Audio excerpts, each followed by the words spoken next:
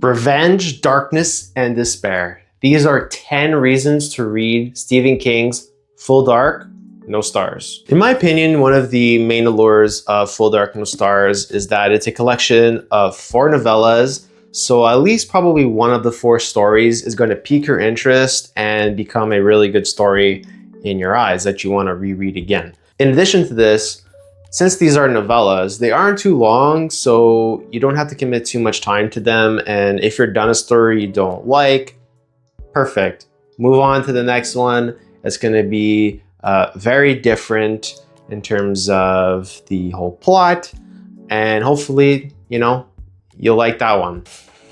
If you're in your goth era, your emo era, and or you just really want something dark, leave you unhappy and just kind of like, fuck man, that was dark. Full Dark, No Stars does not hold back. There are some stuff in here that you're just like, Jesus Christ, Stephen King, like, why are you writing about this? Like, he doesn't hold back. He doesn't care about making you happy. You want to feel kind of gritty, kind of like dark, nasty. It's a good one. This one definitely hits you, especially if there are some animals that you don't like. Building upon the last one, you're gonna feel a whole wide range of emotions. Anger, disbelief, hate, disdain, disgust, relief in some cases. You do really feel a roller coaster of emotions, and ultimately you're still gonna be left with like, yeah, these are darker in tone. So let me try to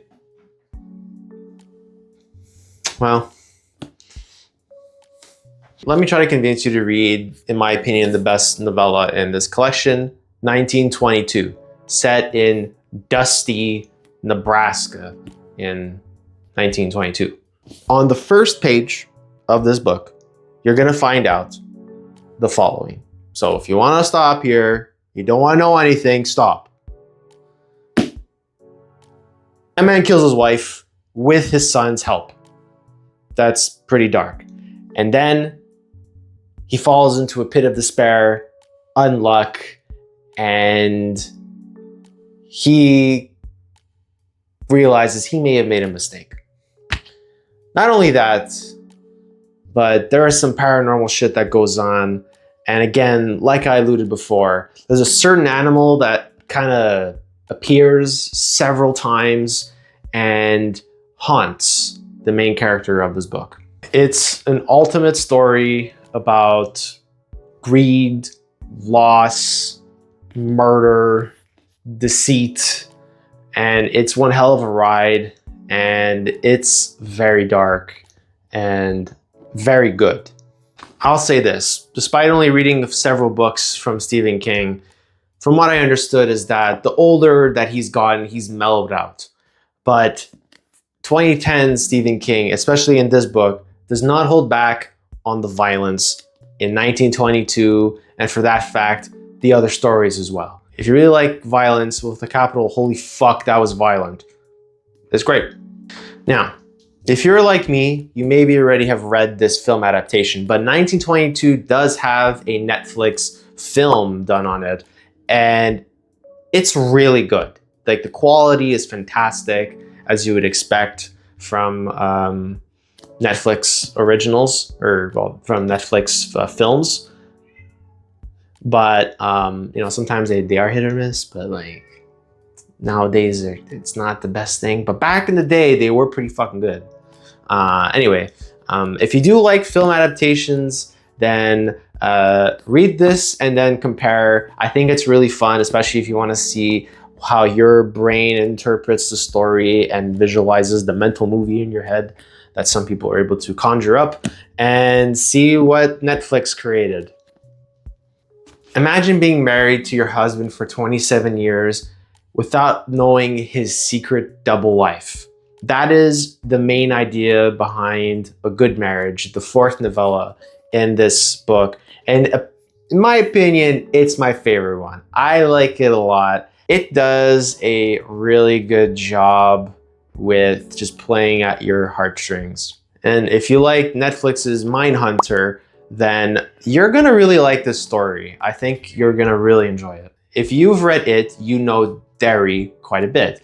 And if you want something that builds on the lore of Derry, Maine, then look no further than Fair Extension. It has very similar energy to Word Processor of the Gods in Skeleton Crew. So if you like that genie in the bottle magic vibe, then Fair Extension is probably going to be a pretty fun read.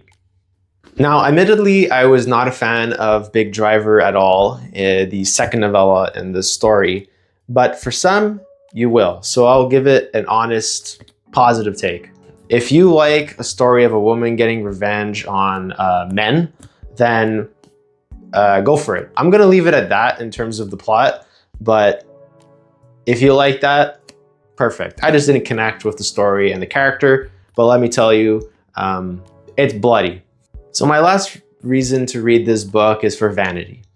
Everyone knows the hard-hitting classics, Carrie, It, The Stand, Salem's Lot, Pet Sematary. I can go on. But Full Dark No Stars, in my opinion, based on what I've seen, it's more of a deeper cut. So if you want to impress your friends and be like, yeah, I read Full Dark No Stars, it's a freaking good book, then go ahead and impress your friends who don't know how to read anymore, because in 2025, no one reads.